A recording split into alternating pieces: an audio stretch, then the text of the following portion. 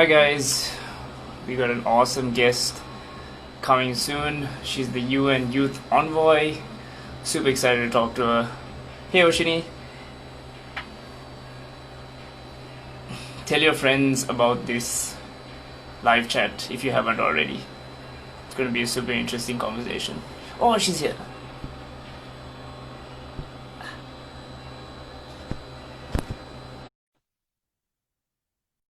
Hey Kevin, stick around for this one, man. Hello. Hello, Hi, good hi. morning. Good. Is it good evening to you? Good night, no? It Almost. is currently 11:30 in the evening in Australia. Thank you so much for being so flexible with the time.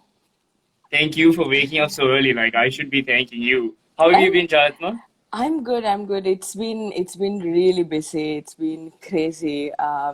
Since the COVID pandemic hit the world, the UN has been sort of firing on all cylinders, and we've been changing all our current projects to be responsive to the pandemic and not to be, tone deaf and be doing completely different things, which were relevant, of course, before the pandemic started. So it's been very busy. We've been working almost, 15, 16 hours a day trying to coordinate our response across the world, trying to support governments with the response, but particularly in my work to support young people to talk about issues that matter the most during this time. So it's nice to take a break and talk to you. I've been following you, and it's really impressive to see what you're doing. So thank you so much for inviting me. Thank you. Like, despite your busy schedule, like as soon as you said yes, I was just so confused but so excited at the same time. But for the people who are joining us and the people who are going to watch this later as well, this is Jayathma. She's the youth envoy for the UN, but she's been doing incredible stuff in Sri Lanka for a long time. You've been doing this since a very young age. What got you started in all of this, Jayathma? Could you tell us a little bit about your journey and how you came to be? Sure. I can't exactly say like this is when it started, it's not like one day. I don't have an inspiration story where one day I wake up and I want to change the world.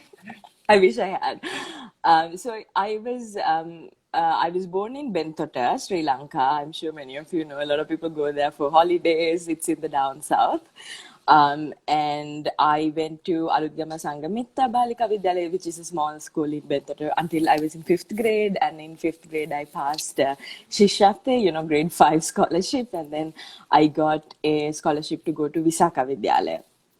So I did all my higher studies in Visakha Vidyalaya. I think that probably was the turning point for me, being in that community, in the school. I managed to do a lot of extracurricular activities, being a part of so many clubs. I was a house captain, so did a little bit of sports.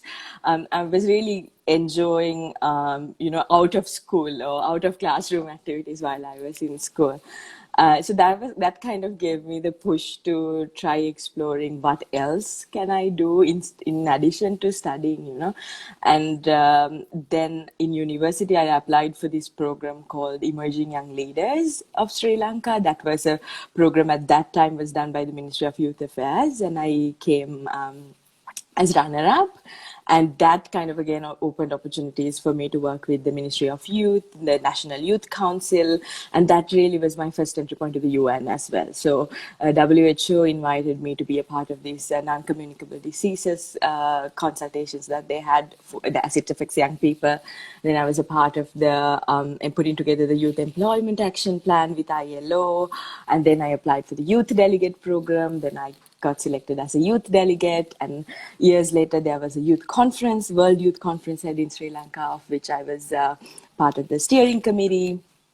And yeah, it was sort of this step by step, which kind of opened different doors for me.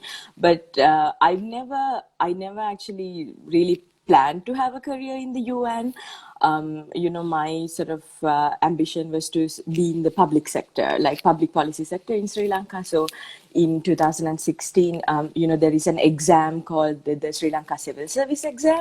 So I sat for that exam. That is how you can become a public official in Sri Lanka, like a secretary to a ministry or a director in a government department, or even like the secretary to the president sometimes. So this was kind of what I really like to do.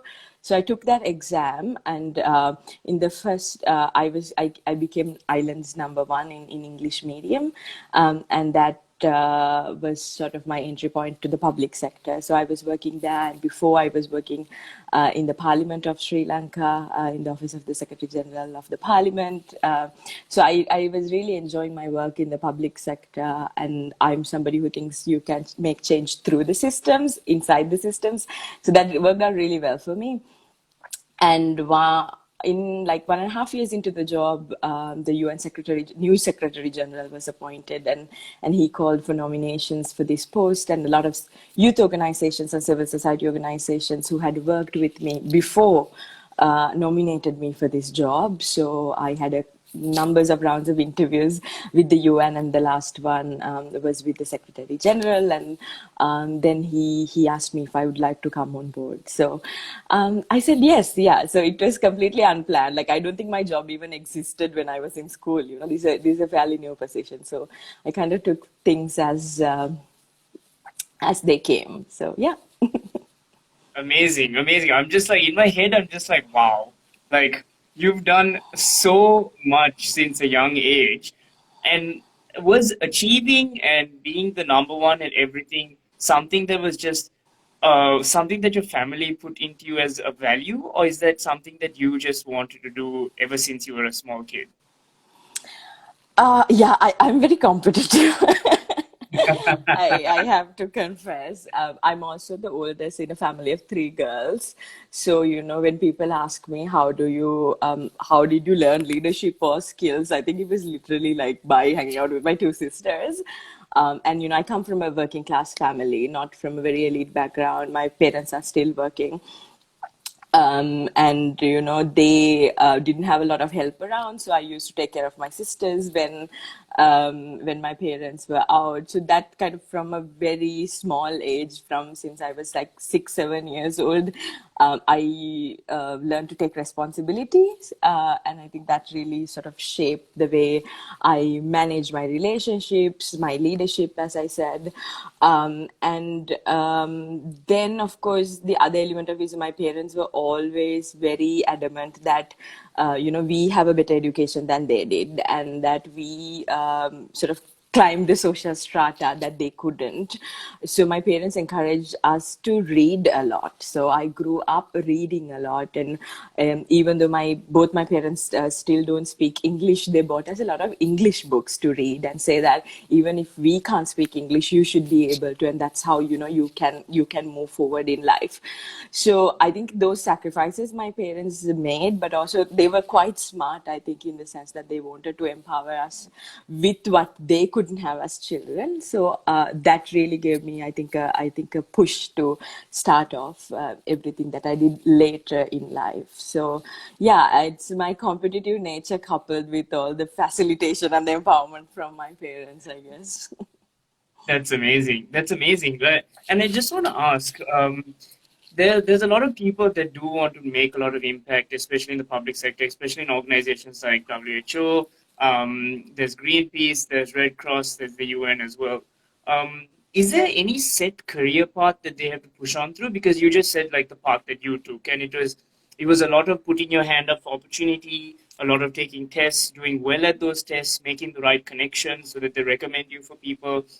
Is there a set career path, or is there like a different way of doing things?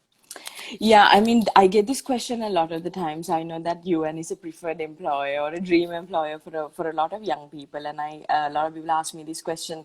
In my very practical experience now, I've been with the UN for 2.5 years almost. I've rarely met people who had, you know, studied international relations and done diplomacy as a job, who then would, you know, work for the UN. There are people like that, exceptional people like that, but I would say very rare. A lot of the people who work for the UN, I've found, actually come from different backgrounds. Like, if you take the Secretary General, he's a mechanical engineer turned politician. The Deputy Wow. Secretary General is an architect, again, turned politician. Um, so I see, like, I studied biosciences in university. So um, I see different people, but I think what is really important is your skills. I think diplomacy is not a skill that you can learn in school, even if you take 4 years of classes. It's something that you develop. It's a skill. I sometimes even think some people are born with it. And you just need to apply those skills and those tactics in your area of work. And not to also think of the UN only as an institute that does politics and policy and diplomacy. Sort of, we also have different arms, right? It's like the peacekeeping arm, the peace building arm, the counterterrorism arm. We also have like a finance department and an HR department and a marketing department. So you can also specialize like different skills or different areas of expertise and join the UN through those different areas. So if you have a degree in environmental engineering, say, then you can try journeying through those areas. If you have a degree in HR or if you have studied finance, you can try joining through those areas. So it is a bit like, UN is a bit like a global government where we have these different like ministries or departments, and then you can equal them to like UNICEFs and WHOs, these different parts of the house. So there are different strategies and tactics to get in through the door. Amazing, and I agree with what you're saying. Because, for example, I was having a chat with Kavindi, who's studying or working and aspiring to be the Sri Lanka's first astronaut. So she's actually in Space University right now doing her masters, and she was saying like even if it's not an astronomy or astronaut job, there's so many elements within like NASA and other space institutions like communications, marketing, engineering, even biomedical science, all of those things that you can still get into and to get into that organization. So your skills are still valid. So there's no like set part, like for example, you said how like you could study engineering, but if you have the diplomatic skills, you can still rise up to that level. So in terms of difficulty, so like I want to touch on, yes, you have that competitive nature. You really wanted to fight hard and achieve what you wanted to achieve, and you did. You're in an amazing position, making a difference. But were there any moments where you were just like, "This is too much. This is too difficult"? Were there moments where you just like was surrounded by so many intellectual individuals? You were just like, at that moment, you felt so small, and you felt so like overwhelmed. Were there any of those moments that you could tell us about? I mean, no, definitely. It's like I also have the imposter syndrome. I think it doesn't matter, like how much recognition you get and how much good work you've done. You always feel like, am I the right person for this? Am I the right person to be here? And it's always then. It's something that I'm struggling with in terms of also building my self confidence. Doesn't matter, how many people I talk to a day, how big of events that I convene and I speak at it. I still have sort of those fears and insecurities that I need to tackle time to time. But not in terms of a difficulty, but there has been a couple of incidents where I felt really sad. I would say still my gender, my skin color, my age comes into play when it comes to different platforms. Like one day, so when I go to meetings, I usually go with like somebody from my team, and they would sit next to me and say, "I'm meeting." This particular incident was a minister of youth and sport of a different country, and they would come with their delegation. So we would be sitting, and then they would come and they would sit on the other side of the table. So my team members had stepped out to get some water or something, and I was alone in the room. So the minister's protocol officer came into the room and it was like, peeped in and I said, "Hey, where's the envoy?" So they thought that a special envoy, that I couldn't be a special envoy, that I'm their aide or something, and that they probably thought it's a man, older white man, which is the case still, unfortunately, in most of the international organizations, even though it's slowly changing. So this it gave me a shock because I'd never had somebody say that to my face, even though people must have been talking about it. So then I took a deep breath and I said, "I'm the envoy." And then they apologized and they came in. But I just wish that it hadn't happened, And there was another incident. I mean, not just one, a couple, but I'll tell you another one incident. Sometimes when I go on official missions to countries, the governments obviously they get very excited and they want to welcome you, so you get this kind of VIP type of protocol, which always makes me feel awkward because I'm a bit of an awkward person. But when you come down the stairs from the flight, they arrange this kind of red carpets with like dancing and people giving you flowers. So once in an African country, I was coming down the stairs with my two staff, who are both older European women. And the people who were there to welcome the envoy actually thought it's my assistant who is the envoy. And then they ended up giving the flowers to her, and then it was like really awkward. She had to like go behind me and like let them know that she's not the envoy, but I'm the envoy. So there are these kind of incidents where like I get really upset first because I think there's something wrong with me, that they don't recognize me as a leader. But then after a while I started understanding that it's this kind of underlying racist, colonialist ideas, which still makes it difficult for people to think that a brown girl from Sri Lanka who is not even 30 years old could hold a high level position in an international organization. So, these are some of the incidents that's made me really upset. But in terms of difficulty, I wouldn't say that I've faced so many difficulties so far, because in a way, I'm sure there are difficulties, but I kind of enjoy when life is difficult. It brings out the best in me. But those incidents have put me down quite a bit, yeah. And you still dug deep and you still pushed on because you believe in the work you do as well.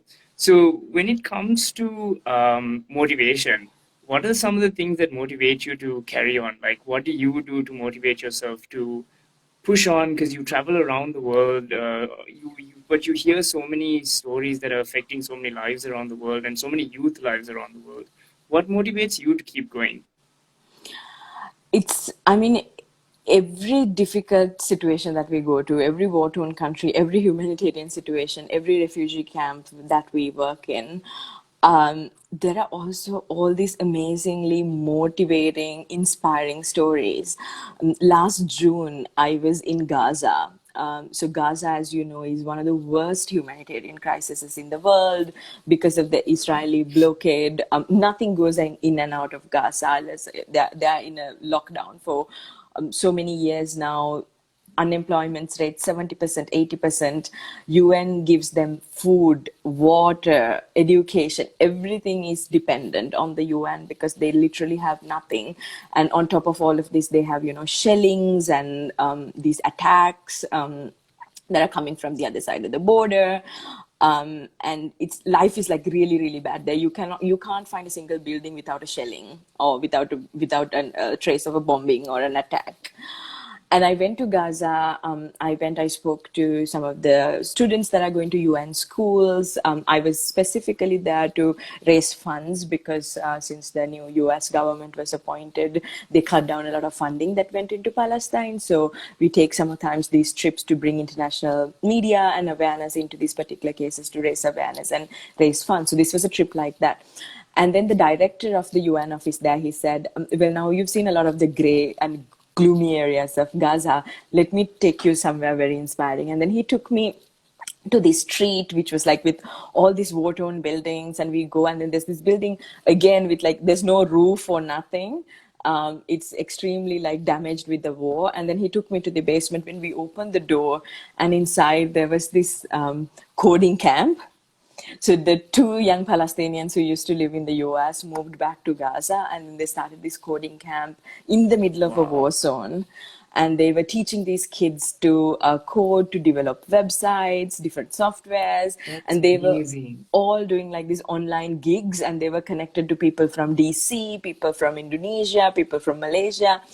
And it just like, when you see something like that, you know that you can't give up. And then there are all these people, regardless of all the big struggles they're going through, finding light, finding hope, and you just can't give up on them. So we have to be there for them, and we have to push through for them.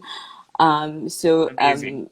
Those really like very hearty examples. It becomes very difficult once you've seen them to give up on yourself or to give up on what you're doing. That's amazing. And even the comments are going crazy about how much of a role model you are. And I can see that in the way you speak. Like, you're so humble when you talk as well, which is insane. Like, some people, when they grow to certain positions, the humbleness kind of goes away, but I can hear it in your voice, and it's really nice to hear that. And Thank you. I also want to ask Jayathma, if you ever have a chat with someone who wants to aspire to be in the UN or in an organization that is a change-making organization, what would your advice be to them? I mean, again, as I said, a lot of people ask me this question, and what I say is, don't do what you're doing just to join that organization, you know? And I mean, I can tell you it won't work. It's like I know a lot of people who are saying, I want to do some volunteering activities so I can get to the UN. I mean, I don't think it works that way. And even if it works that way, I don't think it's right. You know, a lot of the times we are in this work and we are in these jobs not because of the organization, but because of the work it does. And I've never said this publicly, but sometimes as staff members, we also there have been times where I had to spend my own money to get things done. There had been instances where we are not being paid for like sometimes small things, but we have to bear with those things. You know, the UN is going through a financial crisis right now, for an example. So it's not always, you know, the highlight you get, the allowances you get. It's not about the name that you can have a name card with the UN logo on it. It's really, you really have to be very passionate about the work you do. Otherwise, it's also very difficult to survive within this system. You know, this is like imagine how hard it is how hard it is to work within a government, like how bureaucratic it is. This is like 193 governments combined. It's so difficult. And you know, all these rules were built in 1945, and some of those are not applicable to today. But also, as the organization is set up that way, we can't change those things.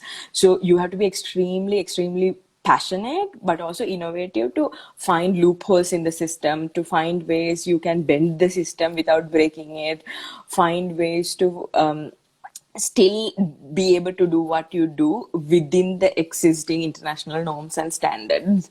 So it takes a lot of courage, it takes a lot of motivation. And if you're not deeply passionate about what you're doing, you're going to be very frustrated. And I meet on a day-to-day basis a lot of frustrated people in the UN who always complain about the system, who always complain about the bureaucracy, who always complain about their managers.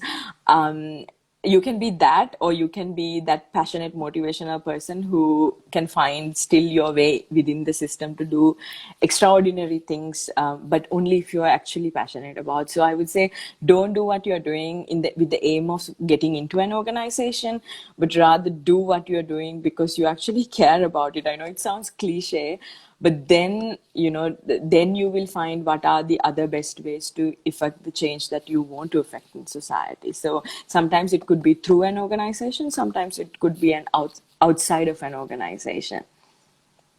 Absolutely. And I don't think it's cliche at all. I think for me personally, money is a byproduct. I know how I have a single mom and I know how much she's struggling financially. Like we had to sell our car to pay for university, which she has taken multiple loans. So, but still, I still believe money is a byproduct, and I'm very passionate about the things I do on social media and everything because if you have that passion that you're making a difference, it drives you to do so much more. It motivates you to do so much more because you have that passion in the first place. So I completely agree with what you're saying.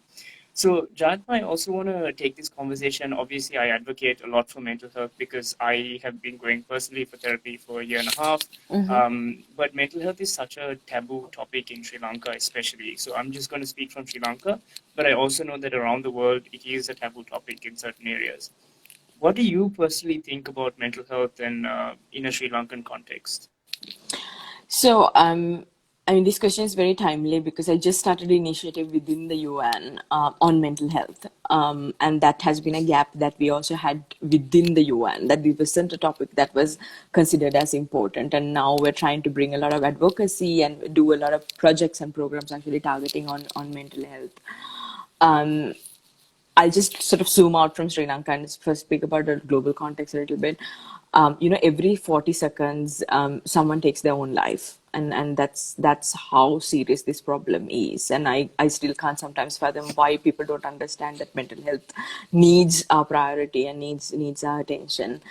And on top of that, you know, suicide is the leading cause of death among young people around the world, second leading cause of death. So 15 to 29-year-olds around the world, doesn't matter if it's Sri Lanka or the US or Africa or Pacific, that's the second most leading cause of death for young people. So mental health issues and young people kind of go hand in hand. And every approach, every policy, every program that we design for young people definitely need to have a mental health element in it. We still, I think, as a country, Sri Lanka still has a lot of taboos when it comes to talking about mental health.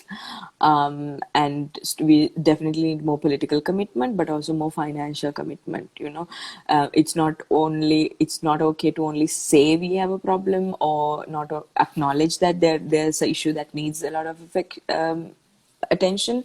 But I personally think that if you take something serious or not, you can take a look at it. If you look at the government's budget, how much money you're spending on mental health, how much money you're spending on universal health coverage at large, will tell you if a government is taking that particular issue seriously or not.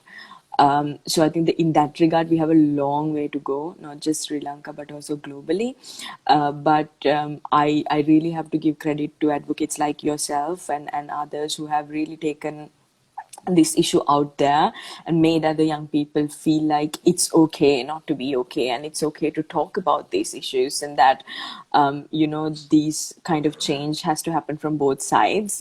Sometimes you can have the world's most progressive policies, but if the communities do not believe in those policies, it wouldn't work, right? Sometimes you can have progressive communities that practice these things, but if you don't have the policies to protect them and promote them and support them, then it won't work. So it's like this two-pronged approach. And I think in Sri Lanka, the last layer, or the community layer work is working very well because of advocates like you. But there's still a lot to be done in terms of the policy level, to bring enough attention to this particular issue. Absolutely, and I just wanted to say thank you so much for standing with it and working on initiatives for mental health. I've been an advocate for it for a very long time because I've personally made decisions that could have resulted in me taking my life as well. But I went for therapy. I just want to say that reach out for help. There is help out there. There's Sumitreo in Sri Lanka. There's organizations around the world that are there to help you. Even if you feel like your parents are going to be judgmental and your friends are going to be judgmental, please reach out because help is out there. Yeah. So, moving on from that topic, Jayathma, I just have two more things, one announcement and one question. You are officially on the Forbes Under 30 list. Yes. Congratulations. Thank How you. does that feel?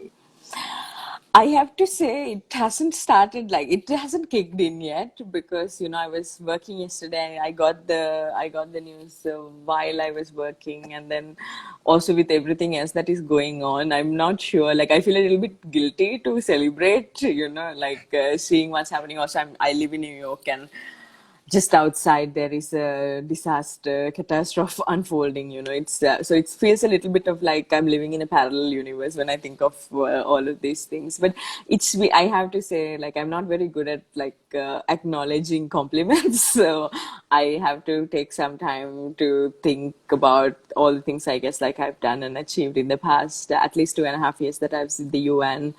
Last year, I was also nominated by the Time magazine as one of the 100 most influential next generation leaders. And, 6 months, even 6 months before that, I got this recognition from Forbes. So, I mean, it kind of makes me, I think, even more motivated. So I must be doing something right. That's why they are all, putting me in these You are lists. you are definitely doing something right, and I believe that in every dark moment that you should always celebrate little wins. So I will celebrate for you and congratulate you and say thank you so much for Thank you, doing what you're Sharon. doing, and I truly believe you deserve it, and I truly believe you should celebrate in some small capacity because like you said, you do have that imposter syndrome, but I'm saying you truly deserve it, Atma. You're doing incredible things. You've Thank achieved you. so much, and I can't wait to see what else you achieve. But the thing is, on top of that, you're inspiring other youth to follow on in your footsteps, which is you not just doing it for yourself, but also laying the groundwork for other people, which is selfless, and I love that. So thank you, and Thank I you. truly believe you should be celebrated. So, Thank you. Jatma, before you go, I have one more question to ask you. Um, what does kindness mean to you? Ah, that's very deep. I think being kind means even if somebody hurt you, you still have the courage to be kind to them, not want to take revenge, or if you can still be empathetic with a person who is hurting you, I think that's the ultimate kindness that you can have. Amazing. Beautiful. Short and sweet. Thank you so much. So, Jayathma, before you go, please tell us where people can find you in terms of social media, any future projects that you want us to follow on, which I can share later on as well, and any final thoughts. Yes, no, of course. You can find me. So this is my personal account. Like when you work for the UN, you have your official account and you also have your personal account. So things you can't say in your official account, you can say in your personal account. So we try to, that is one of the ways that I manage the system.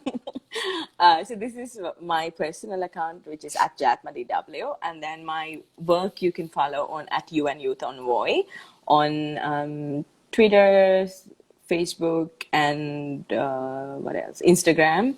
I have a separate communications team who runs those communications platforms for me, but this one is my own. It's my personal account, so that's why you see a lot of pictures of my husband on this. So yeah, you can find me here. If you want to email me something related to work or something that you think as the UN's special envoy for youth that I should be looking at, then you can email them to me at youthenvoy@un.org.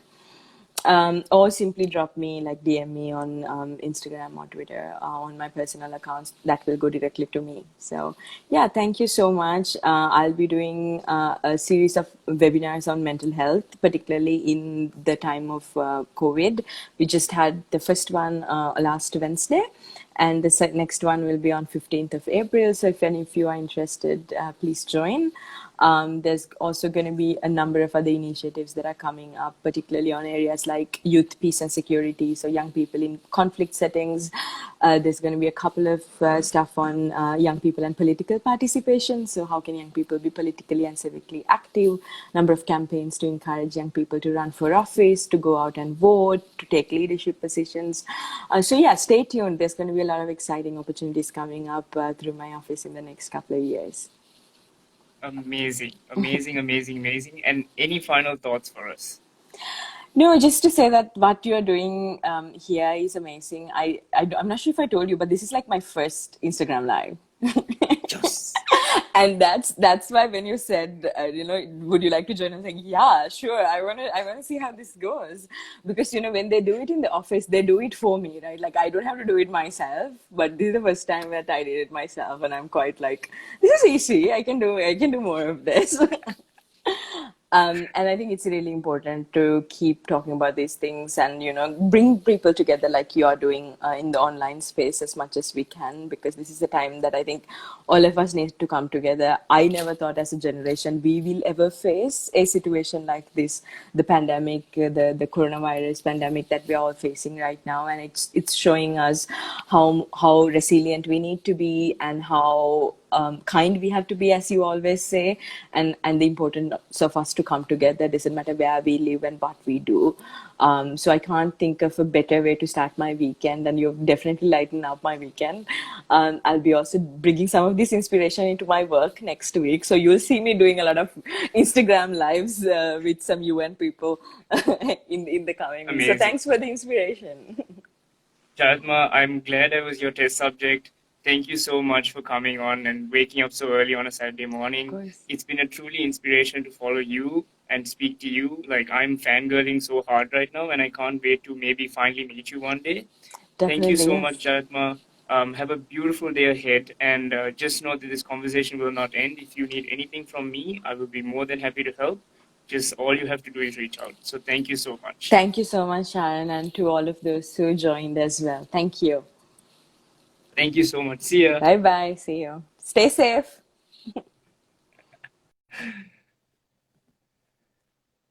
So guys, that was Jayathma. She's the UN Youth Envoy. I'm talking super soft because I don't want to disturb my roommates, but I'm going to stop it super fast. Give her a follow the UN Youth Envoy account as well. I'll share everything in a bit. But thank you so much for joining me. It was 6 inspirational talks today. Be kind to one another, stay safe, stay home, take care of one another, because we need this now more than ever.